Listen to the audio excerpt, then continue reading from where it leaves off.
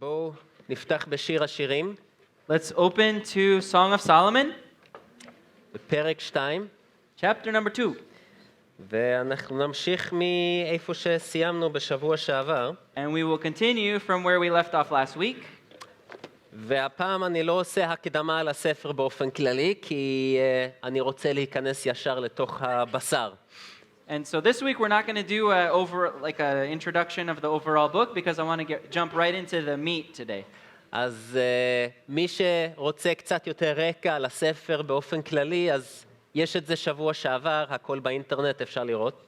And for those of you who want more of a general introduction of the book as well, it's possible the sermons from last week they're on YouTube, so you can check it out. אז ואנחנו נלמד היום החל מפסוק 8 עד סוף הפרק, עד סוף פרק ב'. Today we will be studying from verse 8 of chapter 2 until the end of the chapter. וזה סוג של נושא חדש. יש כאלה שחושבים שמקשרים כל דבר למה שבא לפניו, אבל שיר השירים אין לו באמת עלילה, זה יותר קטע ומתחיל קטע חדש, מתחיל קטע חדש. אז פה יש פסוק 8, יש משהו חדש. So this week we're going to start sort of like a new theme. There are some that believe that everything kind of relates to the thing before it and stuff like that, but when you're talking about Song of Solomon, there isn't really a plot. It's a theme and then another theme and then another theme. And so this week we're going to start one of those themes. אוקיי, אז בואו פשוט נתחיל בלקרוא את זה. All right, so we'll read. כל דודי, הנה זה בא, מדלג על ההרים, מקפץ על הגבעות. דומה דודי לצבי ולעופר האיילים. הנה זה עומד אחר כותלנו, משגיח מן החלונות, מציץ מן החרקים. ענה דודי ואמר לי, קומי לך רעייתי יפתי, ולכי לך, כי הנה הסתיו עבר והגשם חלף הלך לו. הניצנים נראו בארץ, עת הזמיר הגיע, וכל התור נשמע בארצנו. התאנה חנתה פגע, והגפנים סמדר נתנו ריח. קומי לך רעייתי יפתי, ולכי לך, יונתי בחגבי הסלע, בסתר המדרגה. הראיני את מראייך, השמיעני את קולך, כי קולך ערב ומראייך נעווה. אחזו לנו שועלים קטנים, מחבלים כרמים, בחרמנו סמדר. דודי לי ואני לא, הרואה בשושנים. עד שיפוח היום ונסו הצללים. סוב, דמה לך דודי לצבי, ולעופר האיילים על הרי ותר. Beginning in verse 8. Yes, to the end of the chapter. The voice of my beloved, behold, he comes, leaping upon the mountains, skipping upon the hills. My beloved is like a gazelle or a young stag. Behold, he stands behind our wall. He is looking through the windows, gazing through the lattice. My beloved spoke and said to me, rise up, my love, my fair one, and come away. For lo, the winter is past. The rain is over and gone. The flowers appear on the earth. The time of singing has come, and the voice of the turtle dove is heard in our land. The fig tree puts forth her green figs, and the vines with the tender grapes give a good smell. Rise up, my love, my fair one, and come away. O my dove, in the clefts of the rock, in the secret places of the cliff, let me see your face. Let me hear your voice, for your voice is sweet, and your face is lovely. Catch us, the foxes, the little foxes that spoil the vines, for our vines have tender grapes. My beloved is mine, and I am his. He feeds his flock among the lilies, until the day breaks and the shadows flee away. Turn, my beloved, and be like a gazelle or a young stag upon the mountains of Behar. Amen. Or the rugged hills, sometimes it's translated, or sometimes Betar. So, אז כרגיל, אני אעשה פה 3 נקודות, וכל נקודה, כל חלק, אנחנו נפרש את זה. קודם כל, מה אנחנו לומדים פה על אהבת אלוהים אלינו, על האהבה שלנו לאלוהים, ודבר שני, איך אנחנו, לפי אפסים ה' יכולים ליישם את זה גם בניסויים שלנו, איך החיים הניסויים שלנו משתקפים פה.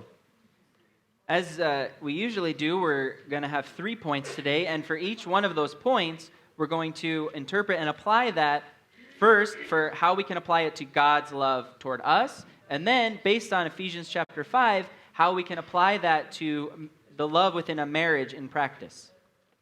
אז 3 הנקודות פה, יש לי חיה שמסמל כל אחד, כי יש לנו גם את הצבי, גם את היונה וגם את השועל, כן? All right, so for each of the 3 points, we have different animals, 3 different animals. We have the gazelle, and then we have a dove, and then we have foxes. אז נקודה ראשונה, שני הפסוקים הראשונים יש לנו את הצבי. So the first point, the first 2 זה עז, verses, אבל... we have the gazelle, but this is a goat. זה הכי קרוב שיכולתי להגיע. זה And this עז. is the closest that I could get to a gazelle. We have a goat here. I'll hold it up in English. Holding it up in English. והנקודה השנייה זה מפסוקים 10 עד 14, כשדברי החתן מזמין את הכלה, היונה להצטרף אליו, זה היונה. עכשיו לא מצאתי יונה, אבל הכי קרוב שוב. יש לי תוכי. יש המון יונות, כאילו יונים בחוץ. קשה לתפוס אותם, זה הבעיה. So for the second point, verses 10 through 14, we have the groom inviting the bride. We have this image of the dove. So the closest thing we could find, at least in his house, to a dove is this parrot. And we were unable to catch any of the doves that are just all over the city. So we stuck with a parrot. But there are more pigeons than doves in English, though, even though it's the same word in Hebrew. That's true. והנקודה השלישית, השועל, שועל דווקא יש לי. All right, so the third point is the foxes, and we scored on that one, it seems. אז זה פסוקים 15 עד 17. And that's from verses 15 through 17. אז ניסיתי לתפוס צבי אמיתי, הם מאוד חמקמקים, מאוד קשה לתפוס אותם. Tried to catch a gazelle, but they're very elusive, so he was unable to do so. הם ככה מקפצים על הגבעות ונעלמים לך. They're skipping away on the different hills and disappearing from you, so can't catch them. אז פשוט, יש פה קטע שהוא כל כך יפה, אני אפילו מרגיש שאני קצת הורס את זה כשאני בא ללמד אותו, כי זה פשוט, זה שירה עברית מקראית פשוט כל כך יפה. This is a really beautiful portion, and I feel like when I'm coming to talk about it, I'm kind of ruining it when I'm speaking about it, because it's just a portion in the ancient Hebrew which is so beautiful. יש לנו פשוט תמונה שהחתן בא, הוא ממש מדלג על ההרים, מקפץ על הגבעות ומזמין את הכלה להצטרף אליו. We have here a picture of the groom, the bridegroom, who's leaping on the mountains and skipping on the hills and inviting his bride to come and join him. ואז הוא מתאר את סוף תקופת החורף ותחילת האביב. And then he explains and describes the end of the period of winter and the beginning of the spring. אז בגלל זה בהרבה בתי כנסת קוראים אותו דווקא בפסח, את כל שיר השירים. And because of that, actually, many synagogues are reading the book of Song of Solomon during the feast of Pesach, of Passover. כן, אז דווקא עכשיו אנחנו בתקופה של מתחיל להיות חורף, אז זה בדיוק ההפך, אז בכלל קוראים קהלת, אבל נסתדר. And actually today we find ourselves in the end of the summer going into the winter, so exactly the opposite, and that's when generally we should be reading Ecclesiastes, but it's okay. We'll stick with what we've got. ונקודה אחרונה, כשאנחנו מגיעים לשואלים, אז אנחנו נבין מה קשור שואלים, והאם היא באמת עונה לו, האם היא לוקחת את היד, האם היא באה לקפץ איתו על ההרים או לא. זה קצת לא ברור, ומה קשור פתאום שואלים שם, אני משאיר אתכם במתח לסוף בגלל זה. And then, in the end, beginning in verse 15, we'll get to the fox, and we'll understand what the fox has to do with all of this. And to answer the question, if the bride is really answering to the bridegroom and joining him as he's leaping among the hills, and we'll discover what that's related to all of this and how it relates to foxes. But until we get there, I will leave you all in suspense. אז יש בקטע הזה באמת קריאה לכולנו. ישוע אומר לנו, בואו תדלגו איתי על ההרים. And there really is here something that is applicable for all of us, because Jesus calls out to us, come and skip with me on the hills. לא לשבת בחיבוק ידיים, בואו ותראו מה זה באמת להבין את אהבת אלוהים. Come and join me. Don't just sit there with your arms crossed, but come and understand what that really means, the love of God. מה זה באמת ללכת איתו? What it really means to walk with him. עכשיו, הפסוקים האלה הם מאוד יקרים לי אישית. These verses are very, very precious to me personally. הסבא שלי מצד אמא, זיכרונו לברכה, הוא היה מלחין שירים בשוודיה. My grandfather on my mother's side was a composer in Sweden. עכשיו, חלקכם פה הכרתם את סבא שלי מצד אבא, זה לא הוא, זה הסבא שני שלי. There are some of you here who have met my grandfather on my father's side, but it's not that grandfather, it's the other one on the other side. אז כשאני ואלישבע התחתנו לפני 20 שנה, הוא רצה להלחין לנו שיר ולהציג אותו בחתונה. So when Elisheva and I, Tuvia, got married, his grandfather wanted to compose for him a song specifically for their wedding. ואנחנו בחרנו, והוא שאל איזה פסוקים מהכתבי הקודש אנחנו רוצים, ואנחנו בחרנו ספציפית בפסוקים 11 עד 13 פה בפרק 2. And when he asked us to choose verses that he could base the song on that he would compose for their wedding, they chose chapter 2 of Song of Solomon, verses 11 through 13. נגמר הסתיו, הגיע האביב. The winter is over and the spring is here. כי זה בדיוק מה שהרגשנו בחתונה. Because that's exactly how we felt at our wedding. עד החתונה אנחנו היינו גרים בארצות נפרדות, אני בישראל והיא בשוודיה. Until our wedding, we were living in two different countries. I was in Israel and she was in Sweden. וזה היה עצוב, התגעגענו אחד לשני המון. It was sad and we really missed each other. וזה היה ממש כמו חורף בשבילנו. It was really like a winter for us. והחתונה, זה היה סוף סוף הגיע הרגע שחיכינו לו. And then when the wedding came, it was like finally the moment that we've been waiting for had come. נגמר החורף, מתחיל האביב. The winter was over and the spring was beginning. ויש פה את הקטע, קומי רעייתי יפתי ולכי לך. And there's the verses here that says, "Rise up, my love, my fair one." ובשבילי זה היה בואי אלישבע קומי ובואי איתי לארץ הקודש. And for Tuvia, it was like, "Come, Elisheva, come with me to the Holy Land."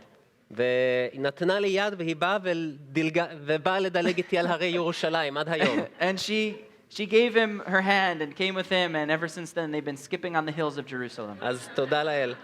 אז לפסוקים האלה פשוט יש משמעות מאוד אישית בשבילי. And so for these verses, there's really a personal meaning to me. אז בואו נתחיל בפסוקים הראשונים על הצבי. So let's begin in the first verses about the gazelle, the goat, הקול דודי, התיאור החתן. the description of the groom, the voice of my beloved. אז אני אתחיל דווקא מהמשכן. אתם מכירים את המשכן במדבר של משה. You are familiar with the tabernacle in the wilderness, Moses' tabernacle. זוכרים את המבנה שלו וממה הוא היה מורכב? Do you remember how it was built and what it was made of? אז בחצר, איפה שהיה כל העם הרגיל, היה רק שני דברים.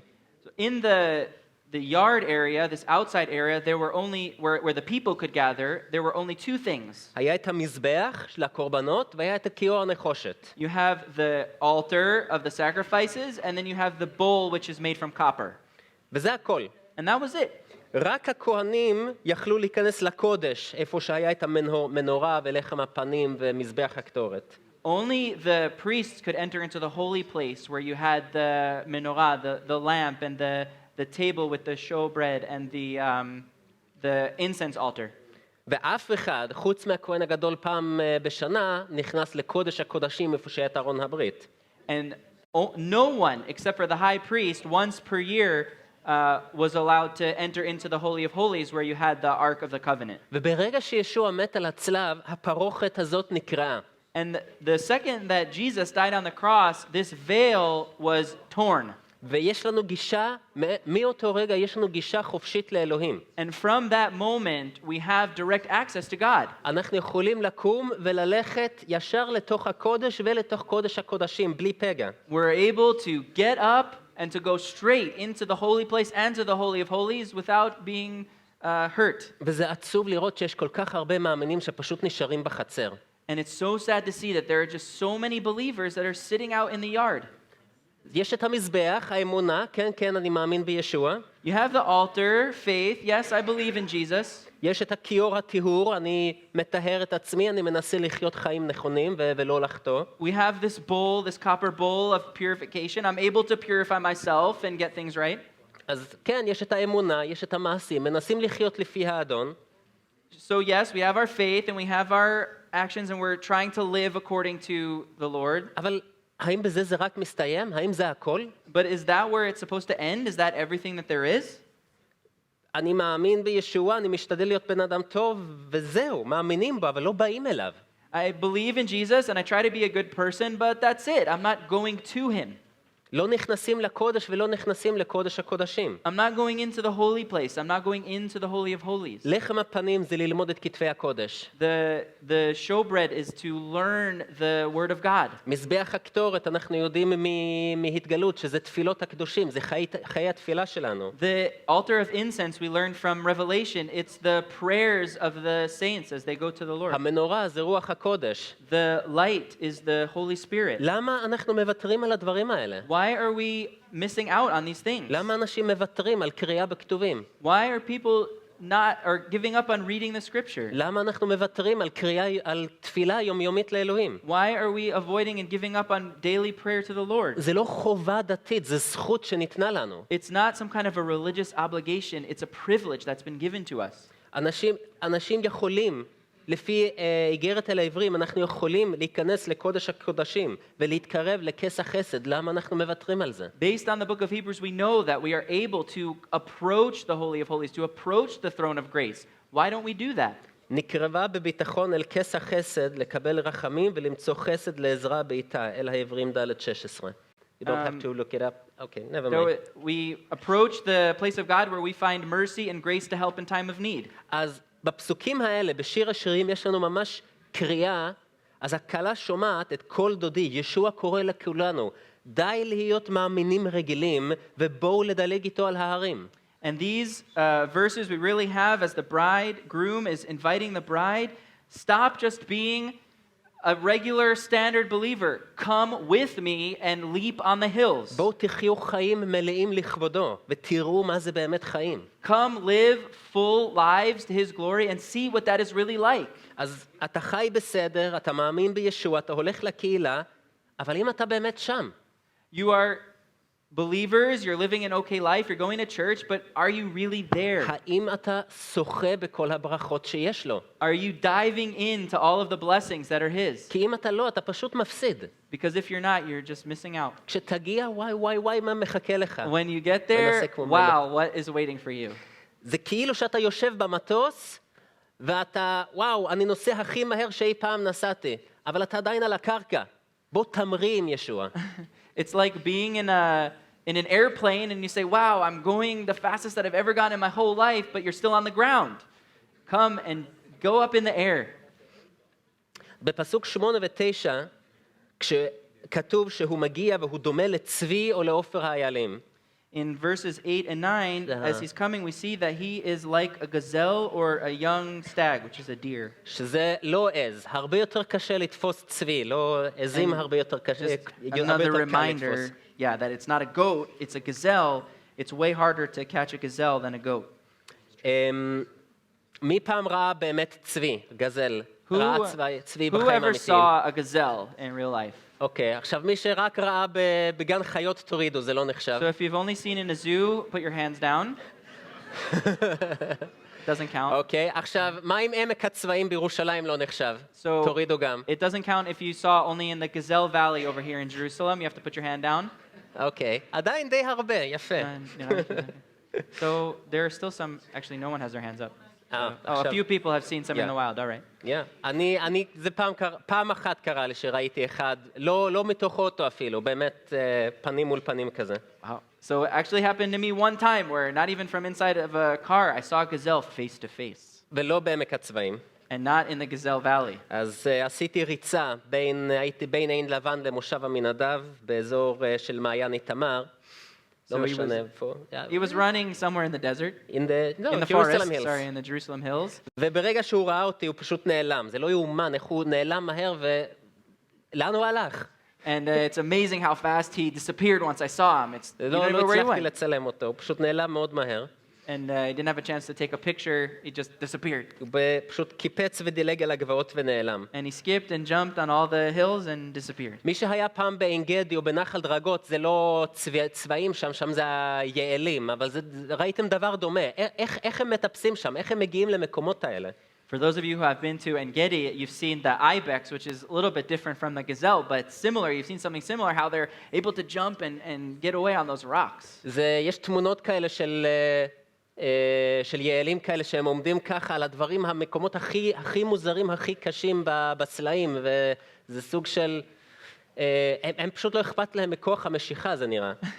And you see these pictures of these ibex that are standing on the most bizarre places on mountains and the most difficult looking stones, almost as if they don't even care about gravity. זה איך הם עושים את זה? לנו אין סיכוי לדלג ככה, אין לנו סיכוי בעולם, נכון? How do they do that? For us, it's impossible. There's no chance in the world that we'd be able to do something like that. ישוע מזמין אותנו לבוא איתו לעשות את הבלתי אפשרי, מה שרק הוא יכול לעשות ואנחנו לא. And so Jesus is inviting us to do something with him that's impossible, that we're unable to do in our own strength. משהו שאנחנו לא יכולים לעשות בכוח שלנו. Something that we are not able to do in our own strength. שימו לב שהקטע מתחיל עם הקול של ישוע, הקול דודי.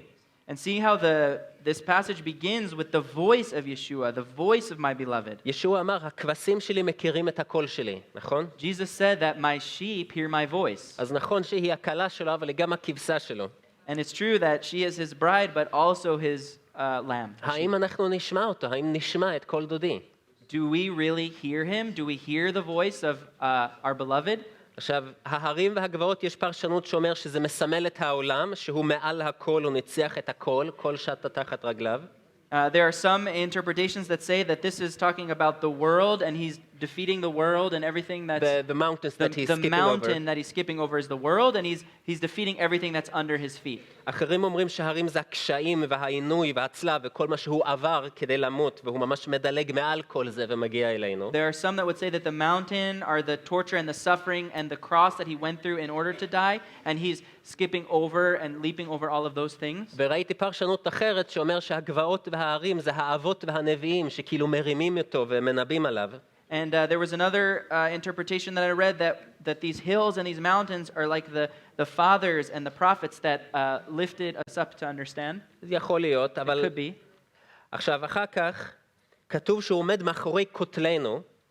And after that it says that he stands behind our wall. זה לא בהכרח הכותל. It's not really so in Hebrew the word is similar to kotel, which is the western wall of the temple that we אבל know. הוא עומד מאחורי קיר, He's standing behind a wall as it's משגיח translated. מהחלונות. And he's looking through the windows. יש פרשנות שאומר שזה מראה, זה מתאר את המצב לפני הצלב. There are some that would say that this is showing the situation before the cross. הקיר זה הפרוכת, The wall here is this veil, מה שמפריד בין עם ישראל ואלוהים. what is separating between God and the people of Israel. והחלון זה הנביאים שדרכם היה אפשר לראות את המשיח. And the windows here are the prophets that through them you're able to see the Messiah. אבל לא ברור מאוד, מאוד כאילו קצת מעורפל כזה. But it's not very clear. It's not clear. It's kind of vague. אבל הוא משגיח מהחלון, מציץ מן החרקים. But he's looking through the windows and he's gazing through the lattice. והמון מאמינים נשארים במצב הזה. And there are many believers that stay in this situation. אפילו שהקיר הזה כבר נפל, אפילו שהפרוכת נקרע, הם ממשיכים להציץ לישוע מהחלון ולא באים אליו. And even though, and in spite of the fact that the veil has been torn and that this wall has fallen down, they still try to look to Jesus through the window. נשארים בחצר, לא נכנסים לקודש הקודשים. They stay out in the yard and they don't enter into the Holy of Holies. אז שומעים אותו, רואים אותו במעורפל דרך החלון. האם נעז לקום ולתת לו יד כשהוא אומר, קומי לך רעייתי? They see him and they're looking at him through those windows, but are they willing to reach out and grab his hand when he says, rise up and come with me? אז החלק הבא, קומי לך רעייתי, אנחנו נעבור בנקודה הבאה, אבל לפני זה אני רוצה את הנקודה הזאת לדבר גם על הנישואים שלנו, כן? And this idea of rise up, my love, we're going to get to in the next point. But before that, I really want to apply this to our marriages today. גם בנישואים זה ממש קל להיות תקוע. Also in marriage, it's very easy to be stuck. לחיות חיים רגילים ולחשוב שהכל צריך להיות רגיל. To live kind of a regular life and to think that everything should just be standard, regular. ישוע לא רוצה שנהיה שם. Jesus doesn't want us to be there. הוא רוצה שאנחנו, כל בעל ואישה, שאנחנו נקום ונדלג על ההרים ביחד. He wants that each husband and wife would get up and skip on the hills together. יש איזושהי דעה קדומה שאומר שכל עוד הם היו לפני חתונה, הם היו חברים, הם התנשקו, הם יצאו לדייטים, הם היו לא רומנטיים, הם התלהבו אחד מהשני, ואז הם התחתנו והכל נהיה עצוב ויומיומי ואפור. There's this like ancient idea, this old idea that, until right before before they were married, they were going on dates and kissing and doing all that stuff and loved each other, but then once they got married, everything became regular and standard. ויש לי חדשות, זה לא קרה בגלל החתונה. And I have some news that didn't happen because of the wedding. זה קרה בגלל עצלנות. That happened because of laziness. זה קורה כשלא משקיעים מאמץ בקשר הרומנטי. It's because you're not investing your efforts in romantic things. אני פה להגיד לכם שאפשר להרגיש את הפרפרים בבטן ולהרגיש מאוהב גם אחרי 20 שנה. I'm telling you today that it is possible to feel butterflies even after 20 years. אני מעיד על זה אישית, אוהב אותך. Don't need to translate. אבל זה לא קורה מעצמו אוטומטית. That doesn't happen automatically by itself. ויהיו תקופות פחות קלות ויותר קלות. There are times that are less easy and more easy. אבל כל עוד שניכם שמים את הנישואים לפני הכל, But as long as both of you put your marriage before everything else, וכל עוד זה יותר חשוב לכם מכל דבר אחר בחיים, חוץ מאלוהים כמובן, and as long as that's the most important thing in your lives outside of God, of course, אז בהחלט אפשר לדלג על ההרים גם אחרי 40 וגם אחרי 50 שנה של נישואים. then it is definitely possible to skip on those hills after 30 or 40 years even. בדרשה קודמת אני הזכרתי את 5 השפות של האהבה, מכירים את זה? In one of the previous lessons, I mentioned those 5 love languages. זה רעיון שאומר שאנחנו צריכים לבטא את האהבה שלנו בדרך שהשני מרגיש אהוב, לא בדרך שאני רוצה שיעשו לי. This is the idea that we have to express love in the way that the other person is receiving love and not in the way that we expect to be loved. אם אני ברחף על עננים, כל פעם שהיא נותנת לי מחמאה, אז היא יודעת לעשות את זה במקום מה שהיה עושה לה טוב, ולהפך. אני יודע שהיא מרחפת על עננים כשאני מנקה את הבית, אז אני אעשה את זה. So if she knows that I am immediately on cloud 9 when she gives me a compliment, then that's what she's going to do. She's going to be compliments to express love. And the other way around, like I know that she goes to cloud 9 as soon as I clean the house. And so that's what I'm going to do to express love. אני רוצה לאתגר, וזה יכול להיות כל דבר, אבל אני רוצה לאתגר כל מי שנשוי פה, נשוי או נשואה, תפתיעו אחד את השני ותתמקדו בשפת האהבה של השני. And so I want to encourage you and challenge you, each person, each husband and wife, to show love and invest in surprising the other person in the love language that they receive. וזה צריך להיות משהו רומנטי ומשהו שהם לא מצפים לו, ובגלל זה אני לא רוצה לתת יותר מדי דוגמאות, כי הם יגידו, אתה רק מעתיק ממה שהוא אמר. So it has to be something romantic and something that they're not expecting. So I'm not going to give too many examples because I don't want her or him to say, oh, you're just copying from him. אבל משהו שייתן לו לפרפרים האלה בבטן ויגרום להם לרחף על העננים ורודים. But it has to be something that will give the other person butterflies in their stomach and send them directly to cloud קחו 9. את הצעד הראשון הזה ותראו לאן זה לוקח אתכם, איך זה עושה שינוי. Take that first step and you'll see what kind of change that will do in your life. וזה לא חייב להיות משהו ענקי או גדול או קשה או יקר. It doesn't have to be something enormous or difficult or expensive or difficult. זה יכול להיות לקנות פרחים בהפתעה או לכתוב פתק אהבה ולהחביא את זה במקום שהיא תראה. מה כל כך קשה בזה? It could be something as simple as buying flowers when she's not expecting it, or putting a love note somewhere in the house when she's not expecting it. ובלי שיש אירוע מיוחד, סתם כי אני אוהב אותך. So that it would be something unique, so that she would know or he would know that you love him or her. וזה לא משנה אם אתם נשואים יומיים, שנתיים או 80 שנה. And it doesn't matter if you're married for 2 days or 2 weeks or 80 years. עכשיו, אני לא רוצה... אני רוצה לתת דוגמה משהו שאלישבע עשתה לי פעם. זה פשוט כאילו, אני חי על זה עד היום, כאילו מרחף על ההרים. So I want to give an example of something that Elisheva did for me that to this day I'm still on cloud 9 when I think about it. אני באתי הביתה מהעבודה, והאורות היו קבועים, היו נרות, והיה אווירה של מסעדה בבית. I got home from work and all the lights were turned off and there were candles and there was this atmosphere of a restaurant in our house. היא הכינה ארוחת גורמה רומנטית. And she had prepared a romantic gourmet meal. סידרה שולחן לשנינו עם נרות ויין. And she'd set up a table for both of us with wine and candles. והילדים כבר אכלו והלכו לישון מוקדם, כאילו בוא נעזור לאמא להפתיע את אבא. הם מאוד התלהבו מזה דווקא. And the kids had already gone early to sleep. They had already eaten and gone to sleep to kind of help mom surprise dad. And they got really excited about helping. וזה לא היה יום נישואים, זה לא היה משהו מיוחד, זה היה סתם כי אני אוהבת אותך. And it wasn't our anniversary or any kind of a special day, so to speak, just because I love you. ותשימו לב, זה כאילו אנחנו נשואים 20 שנה, היא עשתה את זה פעם אחת. אני עד היום מרחף על ההרים כשאני חושב על זה. And you'll see, we've been married for 20 years. He only did that one time, and I'm still jumping up on the hills when I think about it. אז זה מה שנקרא לדלג על ההרים בנישואים שלנו. That's what's called leaping on the hills in our marriage. וזה לא, זה מתסכל אותי, למה אנשים לא עושים את הדברים האלה יותר? And it really disappoints me when I see people aren't doing that more. כי האמת זה ממש קל.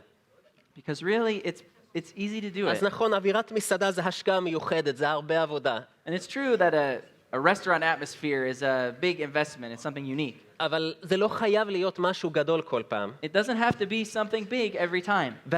וברגע שאחד עושה את זה, השני ירצה גם, ואתם יוצרים את המעגל הטוב הזה. And as soon as one person does that, then the other person will want to, and then you're starting this cycle. וככה אתם מדלגים על ההרים יותר ויותר. And that way you will leap on the hills more and more. מישהו צריך אבל להתחיל את המעגל הטוב הזה, אז שזה יהיה אתה, שזה יהיה את. And the person that needs to start this cycle, it needs to be you or you. תקומו מהנישואים הרגילים שלכם ותתחילו להיות רומנטיים. Get up from your normal marriages and do something. Leap on the mountains. מישהו לפני כמה שבועות פה העיר עליי ואלישבע, וואו, אתם כאילו אתם נישואים טריים. Someone said that to you? Yeah, a few weeks ago. Someone said to him a few weeks ago to him and his wife, wow, it's like you're just freshly married. אנחנו באמת נישואים טריים, זה רק 20 שנה, זה רק ההתחלה. It's true, we are just freshly married. It's only been 20 years. It's just the beginning. אנחנו שואפים ל-80 שנה לפחות. We're pushing towards 80 years at least. יש לנו עוד המון שנים מאושרים ביחד. And we have a lot of happy years before us together. אז נקודה שנייה, היונה. The second point, the dove. החתן פונה פה לכלה והוא אומר, קומי לך, הוא ממש מפציר בנו, בואו ותדלגו איתי על ההרים. The bridegroom is saying here, rise up, my love, my fair one, and come away. Really calling out to her to come with him. זה פסוקים 10 עד 14. This is from verses 10 through 14. אז יונה לא מוצלחת מי יודע מה, אבל נגיד.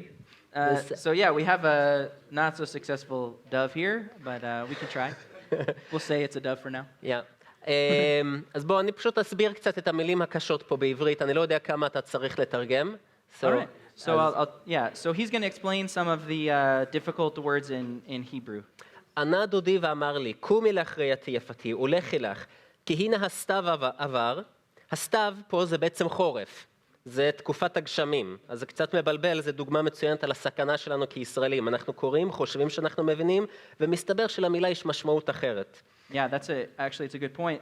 In verse 11 where it says winter in English, the underlying Hebrew word is stav, which in modern Hebrew it means fall. And so it highlights the danger of, if you know modern Hebrew well and ancient Hebrew less, to just think, oh, I know the word because that's what it is in modern Hebrew, but sometimes you do need to go back and look at what it originally meant. הגשם הלך עבר לו, הניצנים נראו בארץ, עת הזמיר הגיע, כל התור נשמע בארצנו. הניצנים זה הפרחים החדשים על העצים, שאנחנו יודעים סביבות הט"ו בשבט, שכבר בט"ו בשבט, אבל יותר מאוחר לקראת הפסח, הם מתחילים לראות את זה. This word in the beginning of verse 12, where in English, at least in the translation I have, is flowers, the underlying Hebrew word is nitzavim, which is nitzavim? ניצנים. Nitzanim. זה הפרחים על עצים. These are those buds that are first coming out on the trees, these initial plants, these initial flowers that you see right around Pesach time around here when they're just coming out. עת הזמיר זה התקופה של הזמירות של הציפורים, כששומעים את הציפורים מצייצים. The time of singing is talking about the time where we begin to hear the birds singing out. כל התור זה הקול של היונה. כן. That's translated. והתאנה חנתה פגיה, היא הוציאה את פירות הבוסר הראשונים שלה. והגפנים סמדר, מי יודע מה זה סמדר, חוץ משם של בת? אז סמדר זה הפרח של הגפן. So that's translated as well. Yeah, you don't need to translate. I just explain some of the words as הגפנים סמדר נתנו ריח, ויש ריח מהפרחים של הגפן. ואז הוא אומר, קומי לך ראייתי. רגע, איפה אנחנו? סוף 13. כן. אז הוא עוצר ומפציר בכלה שוב, קומי לך, לכי לך. ואז בפסוק 14 יש לנו, מתאר אותה בשני תקבולות. All right, and so then, by the time we get here to the end of verse 13, again, he's pleading with the bride to rise up, my love, my fair one, and come away. And then we see, beginning in verse 14, how he describes her in two specific ways. Two parallelisms. Two parallelisms. תקבולות. זה בעצם הקטע בעברית בשירה תנ"כית שאומר אותו דבר פעמיים, אבל במילים נרדפות. So it's in Hebrew, this parallelism, how it says the same things two ways, but with different words. היא היונה שלו בחגבי הסלע, שזה נקיקי הסלע, והסתר של המדרגה. מדרגה זה צוק או מקום תלול. אז הוא אומר, חגבי הסלע, סתר המדרגה. זה מילים נרדפות. So he says in the beginning of verse 14, O my dove, in the clefts of the rock, in the secret places of the cliff. And you see the clefts of the rock and the secret places of the cliff, they're kind of the same thing, but with slightly different words. ואז הוא מבקש ממנו לצאת אליו. בואי, דלגי איתי על ההרים. And then he asks her to come with him, come and leap with me on the hills. ואז הוא אומר משהו עוד פעם, הפעם זה תקבולת הפוכה, זה נקרא, שהוא אומר משהו, כאילו... A-B-B-A. A-B-B-A, בדיוק. הקול שלך, רגע, לא, תני לי לראות את מראייך ולשמוע את קולך, כי קולך ערב ומראייך נאווה. אז זה מראה קול מראה, A-B-B-A. זה התקבולת. And then we have in the middle to the end of verse 14, we have an opposite parallelism, kind of like A, B, B, A, because he says, let me see your face, let me hear your voice, for your voice is sweet and your face is lovely. So he says, face, voice, voice, face, A, B, B, A. Exactly. אז, אוקיי, עכשיו הבנו מה המשמעות של המילים, אז בואו נתחיל באמת להבין מה זה אומר, כי האם אנחנו מבינים עד כמה ישוע אוהב אותנו, כמה שהוא רוצה שנבוא לדלג איתו על ההרים. And so now that we've understand what the words mean, let's really apply this and see, do we really understand how much Jesus loves us and how much he wants us to come and leap with him on the hills? להכיר אותו זה נחמד, אבל זה לא מספיק. To know him, it's nice, but it's not enough. כי הוא צריך להכיר אותנו. Because he needs to know us. אם אנחנו נשארים בחצר של המשכן ורק מסתכלים עליו מהחלון ומסתתרים לנו בחגבי הסלע, כשהוא בא לדלג על ההרים, אז אולי נבשה, אבל אנחנו מפסידים. So if we're staying out there in the yard and we're looking at him through the window or or hiding in the cleft of the rock, maybe we're saved, we can see him, but we're not going to actually be with him as he's jumping on those hills. אנחנו מפסידים את הברכות שיש לו בשבילנו. We're missing out on the blessings that he has for us. זה לא שאומר יאללה, הנה הברכות, קח אותם אם בא לך, אתה לא חייב.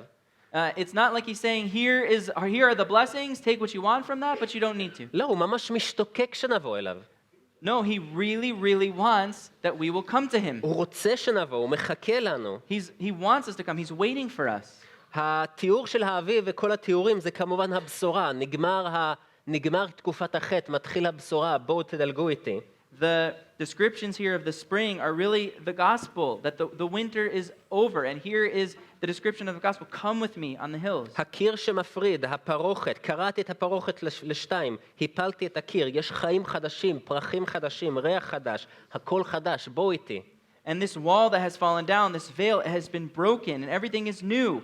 The weather is new, the flowers are new, the singing from the birds is new, everything is new. Come with me on the hills. הוא רוצה לראות ולשמוע אותנו. He wants to see and to hear us. הראני את מראייך, האם אנחנו באים אליו ואומרים כמו ישעיהו, הנני. Let me see your face. Are we like Isaiah who come and say, here am I? השמיעני את קולך, האם אנחנו מקדישים זמן להתפלל אליו, שהוא ישמע את הקול שלנו. Let me hear your voice. Are we really taking the time to pray so that he would hear our voice? שוב, זה לא חובה דתית משעממת, זו זכות נפלאה שהוא קנה לנו בדמו היקר. Again, it's not some kind of a boring religious requirement. This is a privilege, a wonderful privilege that he has given us because he bought us with his blood. אם אתם רואים שאני ואולי מורים אחרים פה בקהילה, אנחנו קצת מתלהבים מהדברים האלה ומתלהבים מכל מה שקשור לאלוהים. זה לא סתם שאנחנו משועממים ודתיים. And if you see the teachers that are up here that are speaking or other of the teachers in the church, if you see us and you see that we're passionate and excited about the things we're doing, it's not because we're just boring religious people. ושאנחנו סתם רוצים לגרור את כולנו איתנו לשעמום הזה. And that we just want to drag all of you with us into this זה boredom. ממש לא, כי התחלנו לדלג על ההרים איתו, וראינו קומץ קטן מהכבוד שלו.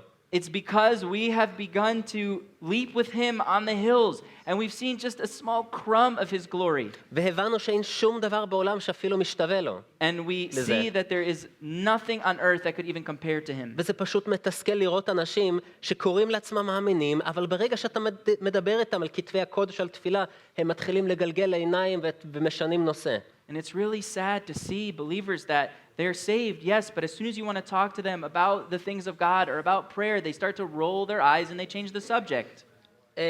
האמונה בישוע זה איזשהו עניין צדדי בחיים שלהם.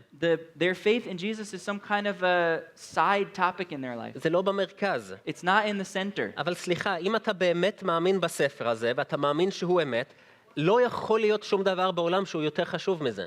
But I'm sorry, if you really believe in this book and if it's important to you, there can be nothing else in the world that's more important than it. עכשיו, יש פרשנים שנכנסים לפרטים הקטנים, מה זה התאנה, מה זה הגפן, מה כל דבר אומר, אני לא הולך להיכנס לפרטים האלה. There are certain interpreters that really get into the details here of what is the fig and what is the grape here. I'm not going to get into that. אבל אני כן אגיד מילה על היונה, כי זה בכל זאת הכותרת של הנקודה. But I will say something about the dove/parrot because it is the title of this point. ישוע רואה אותנו כיונה כשאנחנו מלאים ברוח הקודש, הסמל שלו זה היונה, כן? Jesus looks at us as a dove when we are filled with the Holy Spirit. This is the sign of the Holy Spirit. היונה זה גם סמל של תמימות ושלום. The dove is also a sign of purity and peace. שהם גם חלק מפירות הרוח. And these are also parts of the fruit of the Spirit. בניגוד לתוכי שהוא סמל של פיראטים, שזה ההפך, אבל לא משנה. Which is not like the parrot. Parrot, which עכשיו, basically does הפרשנות הרבנית, מילה אחת על הפרשנות הרבנית על הפסוקים האלה גם כן. Just one word on the rabbinical interpretation for this verse. הרבנים אומרים שהפסוק הזה מדבר על אלוהים כשהוא בא לחלץ את עם ישראל ולהוציא אותם ממצרים. The rabbis say that this verse is talking about God when he comes down to rescue and take out Israel from Egypt. וזה לא לגמרי טעות, כי זה חלק מזה. And it's not entirely untrue because it's part of it. אלוהים מגיע, מדלג על ההרים ומושיט לנו יד ואומר, בואי, תדלגי איתי על ההרים.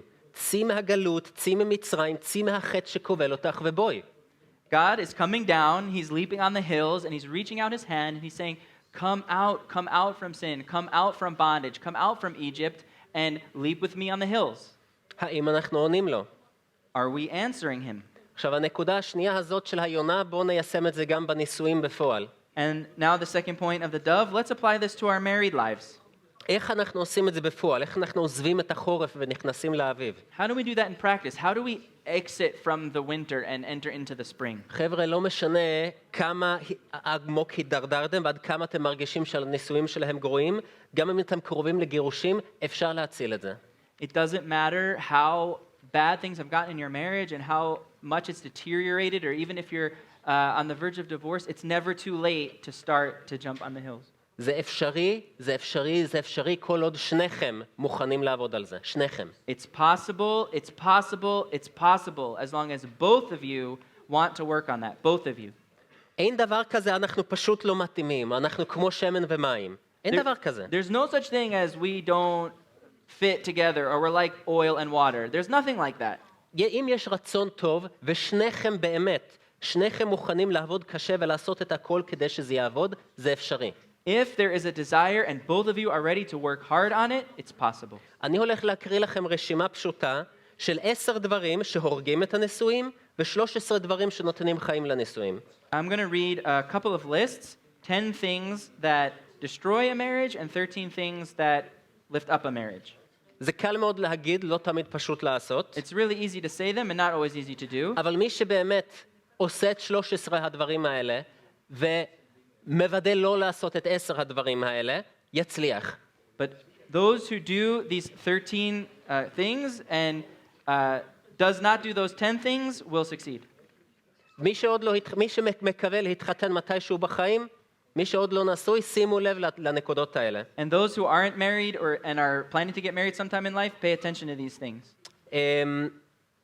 כל עוד שניכם מחויבים לרשימות האלה, לתקשורת פתוחה ולעשות לפי הרשימות האלה, יש לכם 100% הצלחה. As long as both of you are committed and responsible to these things, then you have 100% chance of success. רווקים, אני לא מדבר על אולי תצליחו מקסימום גירושים. I'm not saying, for those who are single, I'm not saying maybe you'll succeed and then if not, you can get divorced. אני אפילו לא מדבר על אני ממש מקווה שזה יצליח, או אני מקווה שאני לא אתגרש. And I'm not saying that I'm even saying, I really hope that it will work, and if not, then there will be divorce. אני מדבר על 100% סיכוי הצלחה. I'm talking about a 100% chance of יש success. לכם 100% סיכוי להצליח בנישואים, כל עוד שניכם מקפידים על זה.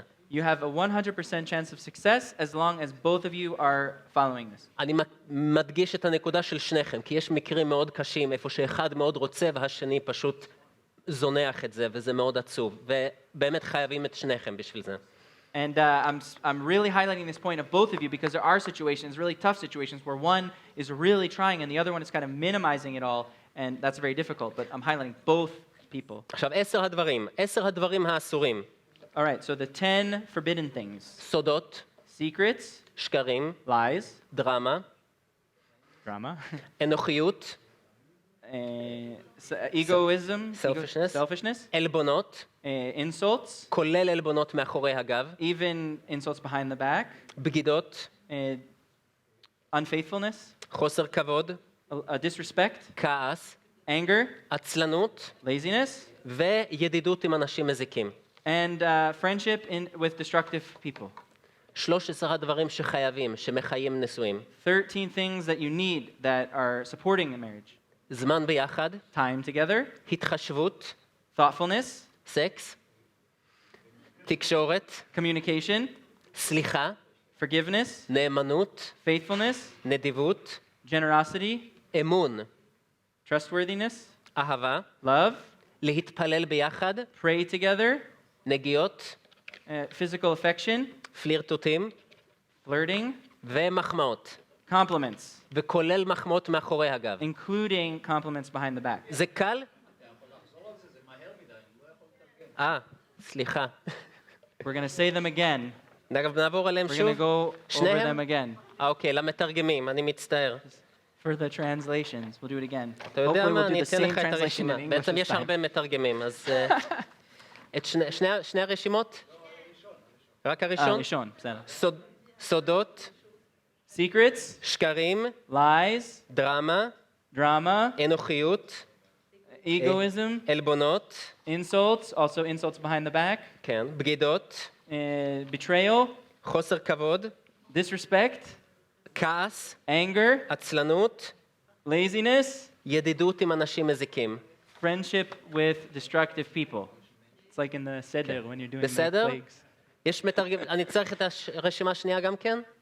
אנחנו בסדר. הרשימה השנייה? All right, next list, second list. Okay. The good list. We זמן had the naughty ביחד. list, now the nice list. זמן ביחד. Time together, התחשבות, thoughtfulness, התחשבות, סקס, תקשורת, communication, סליחה, forgiveness, נאמנות, trustworthiness, נדיבות, generosity, כן, נדיבות, אמון, faithfulness, אהבה, love, להתפלל ביחד, praying together, sorry, נגיעות, physical affection, touching, physical affection, איך שרוצים לתרגם, פלירטוטים, flirting, מחמאות, compliments, כולל מחמאות מאחורי הגב. including compliments behind the back. אני מצטער, מתרגמים, הייתי צריך לשלוח לכם את הרשימה מראש. אני, בסדר? אוקיי. זה קל ממש לא, שווה את זה מאוד. It's definitely not easy, but it's definitely worth it. ואני מזכיר שוב, שניכם חייבים. And I'm, again, reminding you, both of you have to do this. עכשיו, מי פה שחושב, אני לא צריך את הלימוד הזה, יש לי כבר נישואים מצוינים. So maybe there's someone here that thinks, I don't need this kind of teaching. I have a perfect marriage. אז קודם כל אני שמח לשמוע, First of all, I'm happy to hear that, אבל תמיד אפשר לשפר. but it's always possible to improve. אין זוג מושלם.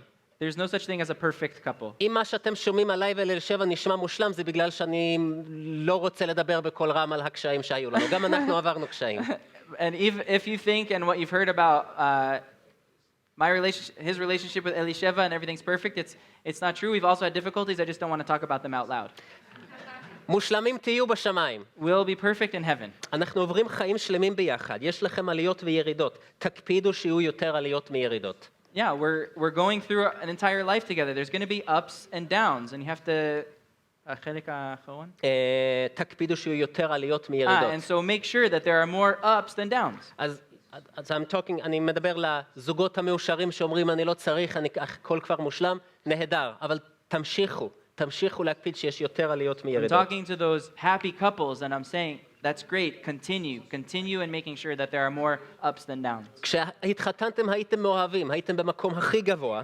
When you got married, you were in love, and you were at the highest point. משם צריך לעלות. From there, you have to go up, לדלג על ההרים. to skip on the mountains. זה אפשרי לבד? לא. It's not possible alone. אבל קחו את היד של ישוע ותדלגו איתו. But take the hand of Jesus and leap with him.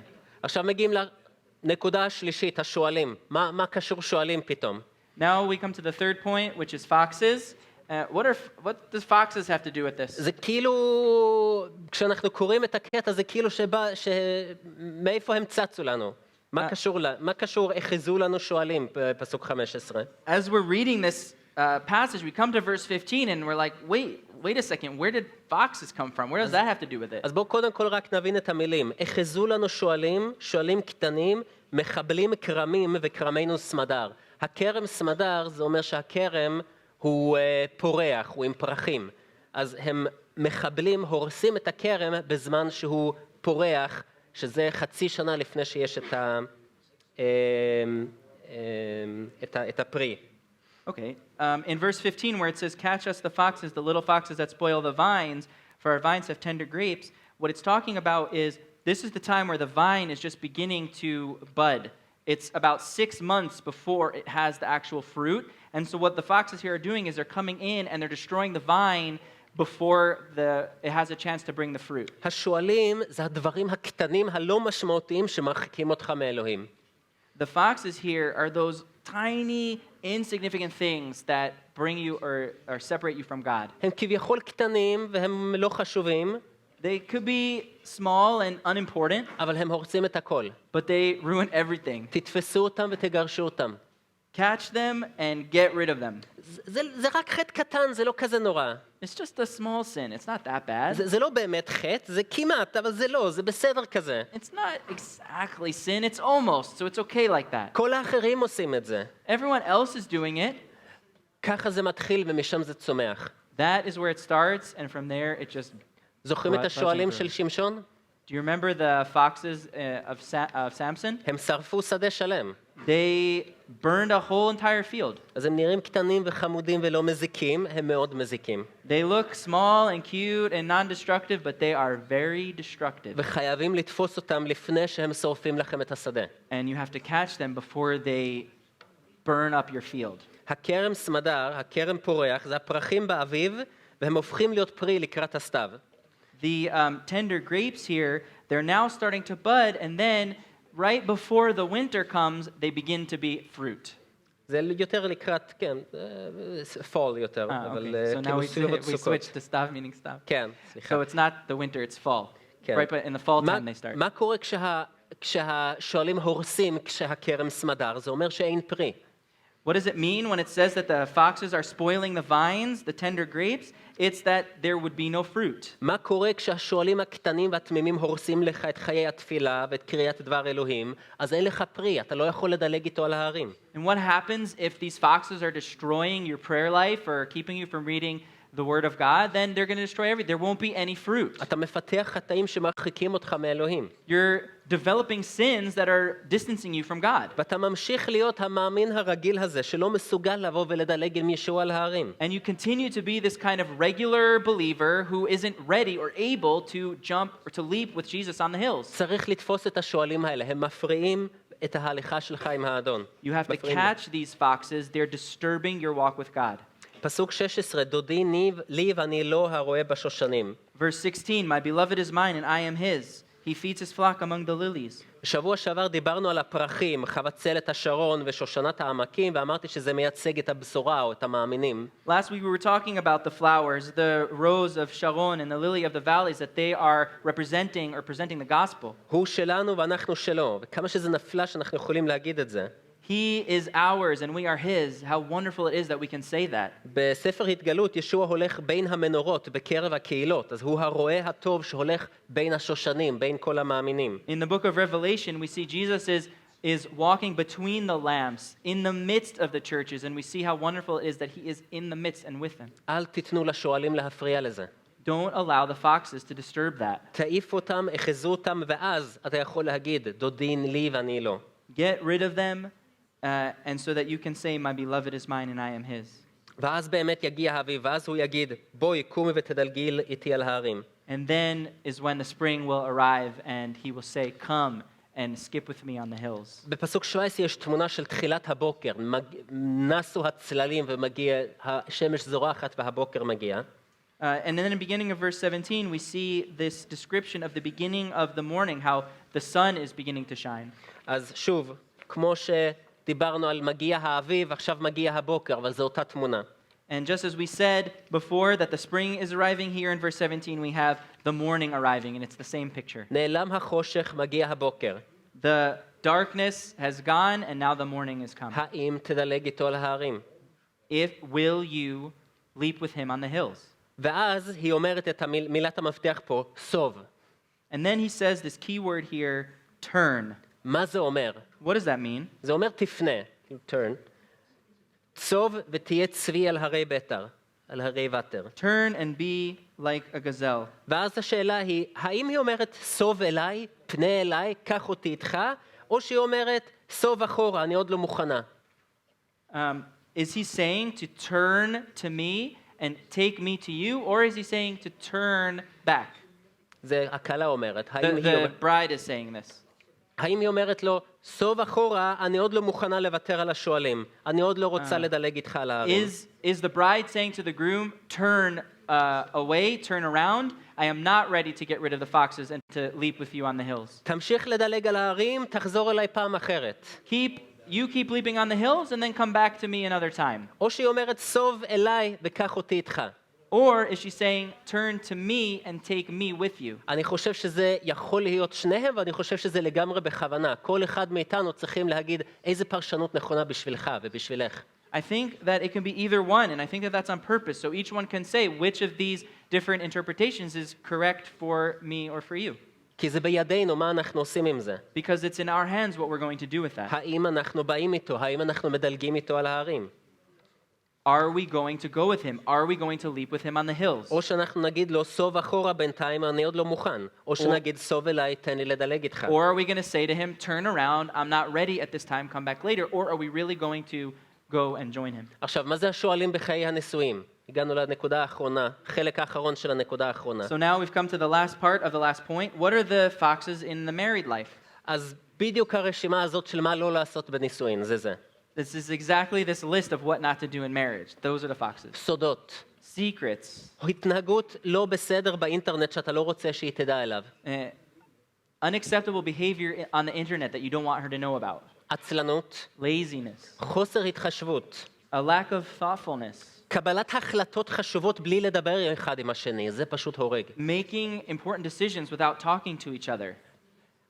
יש את הפרסומות האלה שהוא מפתיע אותה, קניתי לנו אוטו, כאילו, הכנסתי את המשפחה שלנו לחוב של 20 שנה בלי לשאול אותך, למה היא שמחה בפרסומות האלה? מה זה צריך להיות? Yeah, you have these commercials where he's surprising her and says, well, hey, I bought us a car, but what he's basically saying is, hey, I've put our family in debt for the next 20 years, so why is she happy about that? לא מקבלים החלטות חשובות כאלה בלי לדבר אחד עם השני. Yeah, you don't come to these kind of important decisions without talking to each other. עלבונות מאחורי הגב, אל תעשו את זה. Insulting each other behind their back, don't do that. חוסר מגע פיזי. A lack of physical affection. או גאווה עקשנית. Pride. Stubborn pride. לאיים עם גירושים. To threaten with divorce. כל הדברים האלה זה שואלים קטנים שפשוט באים והורסים. All of these things are like little foxes that come and destroy. וקבלת החלטות חשובות זה לא בהכרח לקנות אוטו, זה יכול להיות, אני הולך להיפגש עם חברים הערב ולא סיפרתי לה, אחת בבית עם 3 ילדים קטנים בלי שידעת על זה מראש, ואני לא אוכל את מה שבישלת היום, ביי ביי. לא עושים את זה, מדברים, מתכננים ביחד. Yeah, coming to an important decision doesn't have to be buying a car. It could be, yeah, I've decided to go out with friends tonight, and I made that decision by myself, but you're going to be at home with the 3 kids alone, and I'm not going to eat what you prepared for the evening. לאט לאט הדברים האלה מכרסמים את הנישואים שלכם עד שלא נשאר כלום, לא לתת לזה לקרות. תעיפו את השואלים האלה.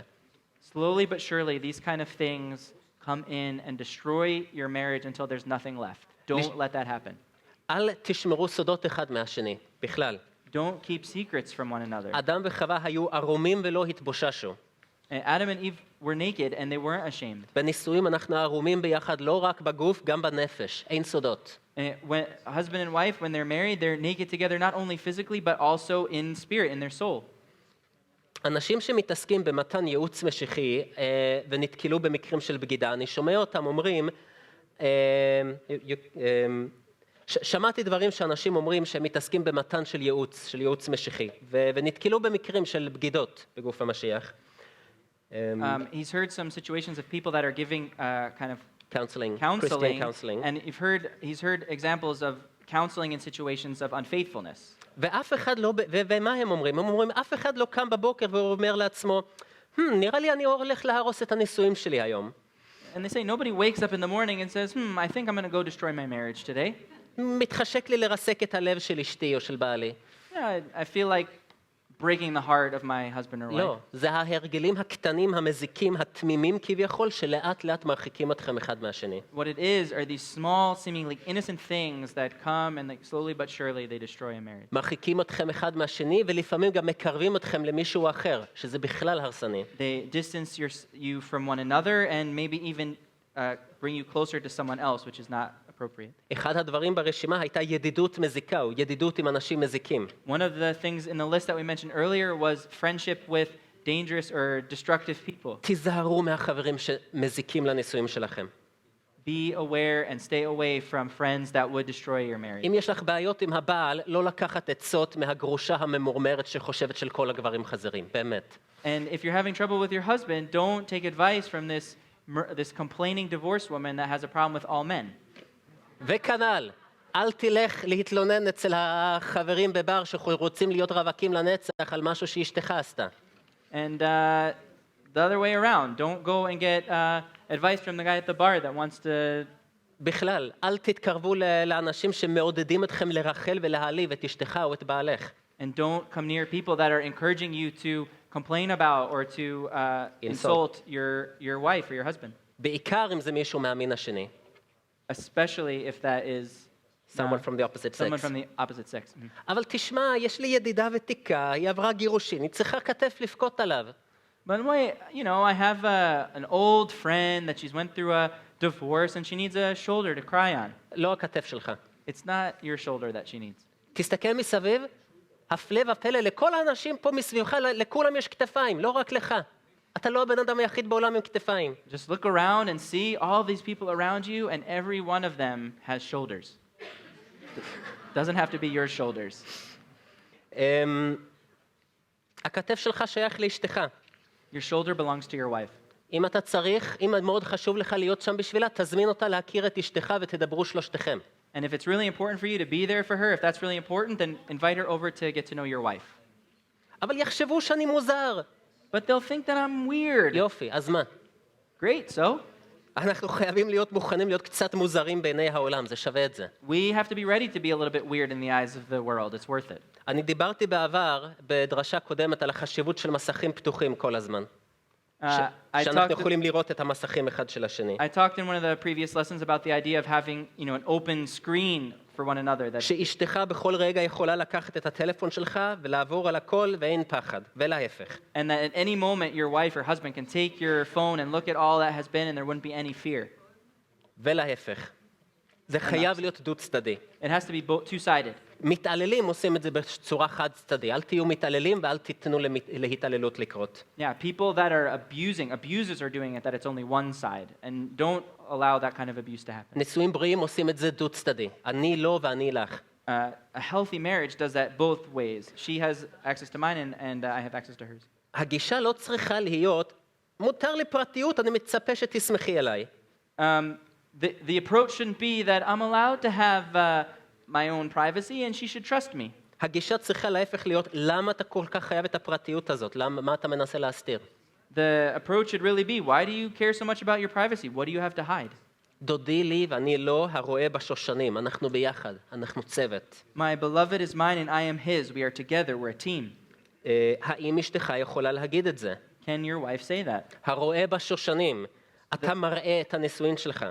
He feeds his flock among the lilies. You are showing your marriage. You are shepherding. Shepherding.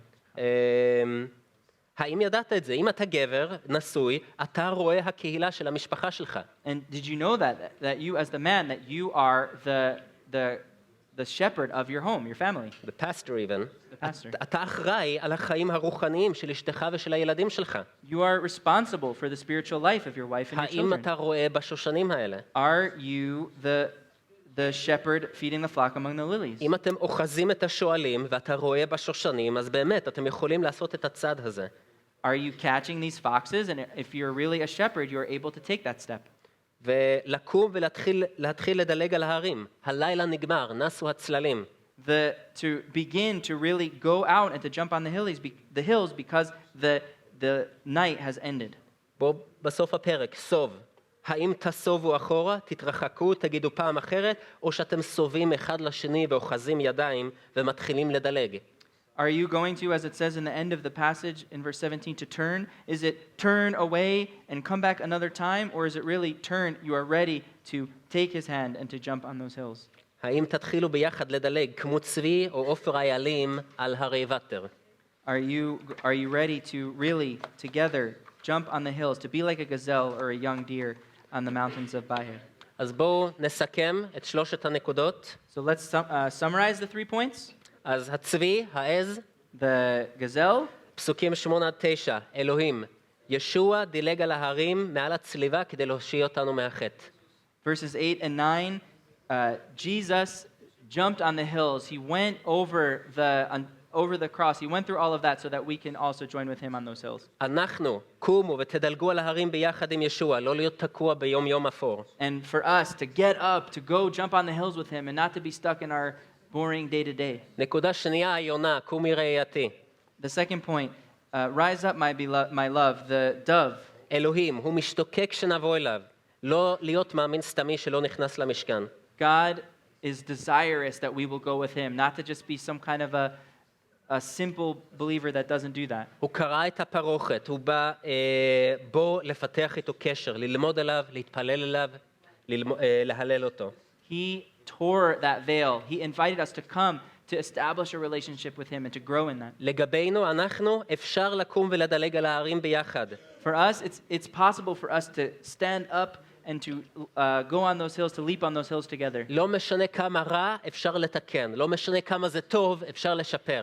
It doesn't matter how bad it is, it's possible to get better, and it doesn't matter how good that it is, it's possible to improve. כל עוד שניכם נותנים לנישואים תיעדוף, מוכנים לעשות הכל כדי שזה יעבוד, יש לכם 100% סיכוי הצלחה. As long as both of you are ready to prioritize your marriage and to work on that, there's a 100% chance of success. נקודה אחרונה, השואלים. The last point, the foxes. מבחינת אלוהים, אל תיתנו לשואלים החטאים הקטנים להפריע. With respect to the Lord, with respect to God, not to give these small foxes, these small sins, an opportunity to destroy things. תעיף אותם שלא יהיו מכשול. אל תגידו סוב אחורה, אדלג פעם אחרת. תגידו סוב אליי וקח אותי איתך. Get rid of them so there won't be failure. Don't say come back another time because of that, but that you would be ready to go and jump on those hills. אנחנו, אל תיתנו לשואלים ההרגלים המזיקים להפריע לנישואין. And for those married, not to allow these small little foxes to destroy our marriages. תעיפו אותם ותתחילו לדלג על ההרים ביחד. Get rid of them and begin to leap on the hills together. אני מבקש מצוות ההלל לעלות. ישוע קורא לכולנו, באמת, קומו, גם באמונה וגם בנישואין. Jesus is calling to each one of us, also in marriage, to come and to leap with him on the hills. תתחילו לדלג על ההרים שלו, ותתחילו לדלג על ההרים ביחד. To begin to jump and leap on those hills with him, and also to leap on those hills together.